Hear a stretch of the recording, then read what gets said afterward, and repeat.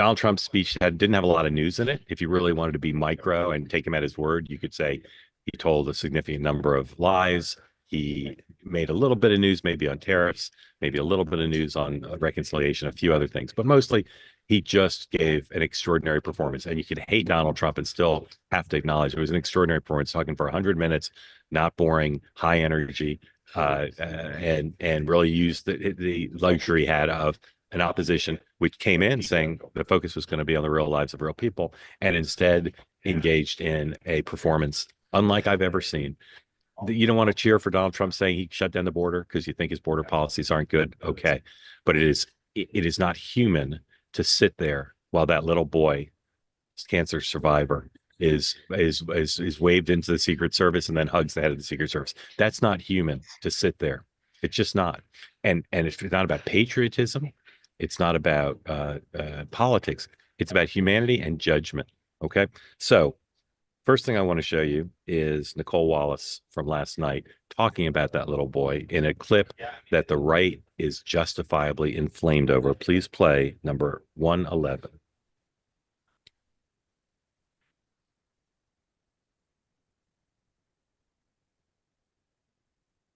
But I think this was a lesson in finding one thing. But I think this was a lesson in finding one thing that you let yourself feel. And I let myself feel joy about DJ. And I hope he's alive for another, 95 years, right? And I hope he lives and the life he wants to live. He wants to be a cop. He knows what he wants to do. And maybe when you have childhood cancer, that crystallizes for you. And I hope he has a long life as a law enforcement officer. But I hope he never has to defend the United States Capitol against Donald Trump's supporters. And if he does, I hope he isn't one of the 6 who loses his life to suicide. And I hope he isn't one who has to testify against the people who carried out acts of seditious conspiracy and then live to see Donald Trump. And Dan and Sean will comment on them. But that's, for someone I've known for many years, that is ridiculous. All right. Meghan McCain liked the speech quite a bit. And she tweeted a lot of stuff during the night. 109, please. This is one of the things she tweeted. And remember, our friend Meghan, our colleague, is no big fan of Donald Trump. But amongst the things she tweeted, this: inject every single one of these policy proposals directly into my veins, in my veins. And that leads me to a Politico story, 112. Politico's main story: the media and the Democrats continue to not understand Donald Trump and what his success is about.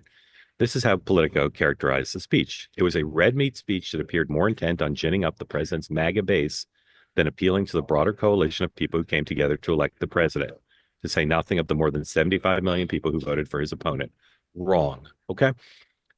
This has been, people have been getting this wrong since 2015.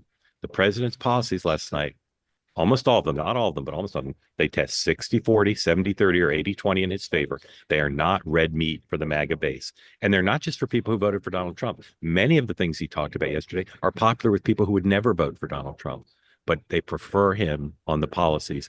And that is why the Democrats are flummoxed. And that is why they embarrassed themselves last night and played right into his hands, a man who is so lucky with the identity and competence and incompetence of his opponents.